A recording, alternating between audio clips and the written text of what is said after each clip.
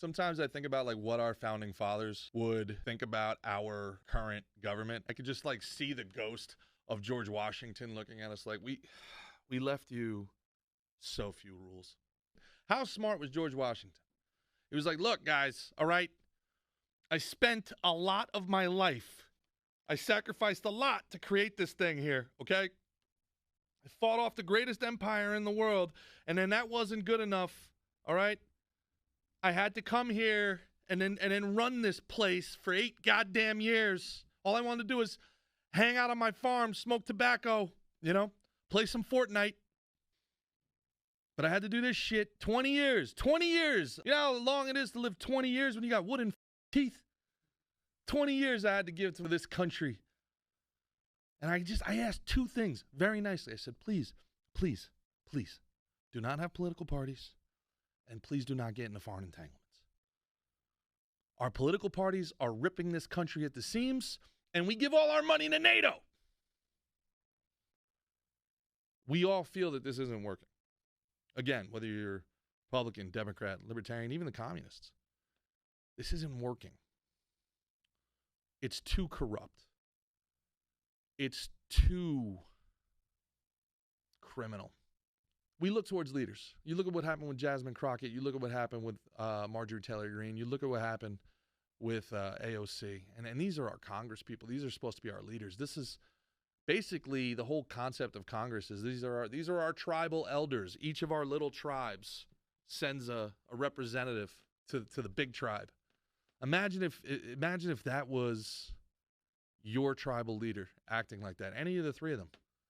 Those 3 tribes would be in war for the next 100 years. For the next 3 generations, those 3 tribes would come back and be at war with one another. If this was Greece and those were the 3 leaders of city-states, it would be a 100-year war.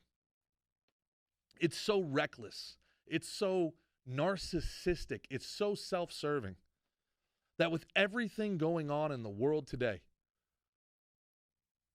that we're talking about, you can't read because of your eyelashes. Oh, baby girl. This is the United States Congress? This is the United States Congress? I mean, I remember when I was a kid, the worst thing in the world was like the big boss getting a from an intern. What we wouldn't do to have that. We had prosperity back when dudes were running the place getting topped off by fat chicks. Now we got to see these ratchet going after each other while 30% of your tax dollars get sent overseas. You can't afford groceries for your family, but these bitches are selling merch about acting like complete and total buffoons on the Capitol. That same Capitol that there's people still in jail to this day for the insurrection. How would they be running the place any worse? It's a joke. From a guy that knows how to tell a joke, this is a joke of a government, boy. Start over from zero. I'm telling you, this is what I would love about the citizen debt strike. Because, again, I was saying it before and I got derailed because that's what happens when you're dumb. You listen, you watch what the elites, do. And you play their game. You don't let them play you. You play them. Everybody gets mad. Donald Trump has 8 bankruptcies. They all do. They create a business. They run up debt. They get money from the bank. They pay themselves a salary. And then when it comes time to pay back, what do? BK the company. Sell it to somebody. And then buy it back from that person for a quarter. They use it as a credit transaction. That's what they do. I'm not making it up. Somebody who's an accountant looking at this, please tell people how corporate law works. Tell people how business law works. Tell people why LLCs exist. We all come together.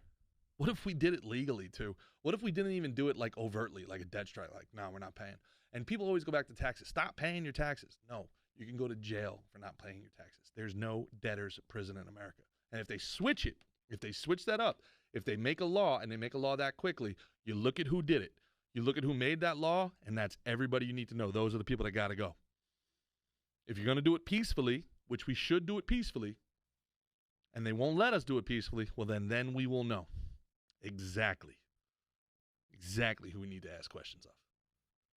The people that would then make not paying back debt a crime.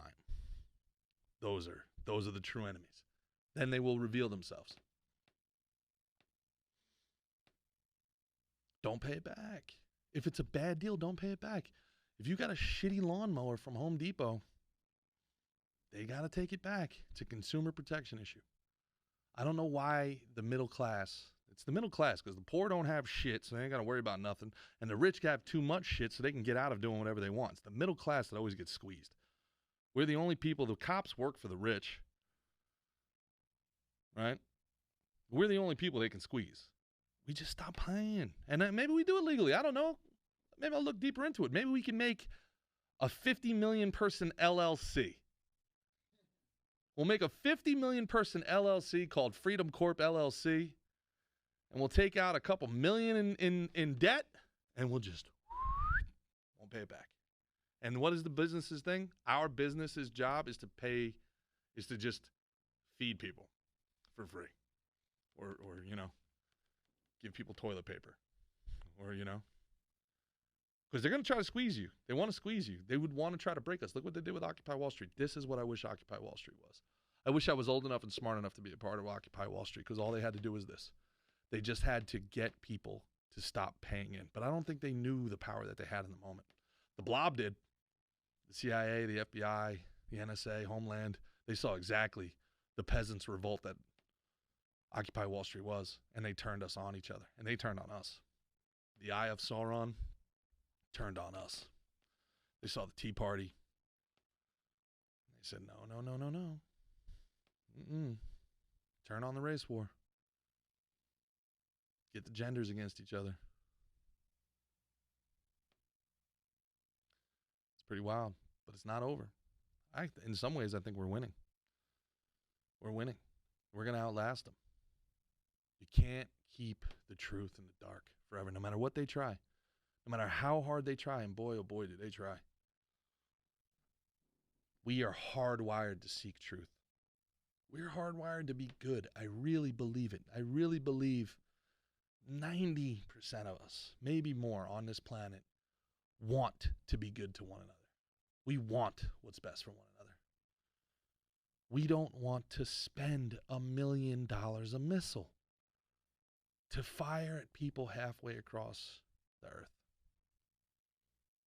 I just don't feel like that's defending democracy. Everyone's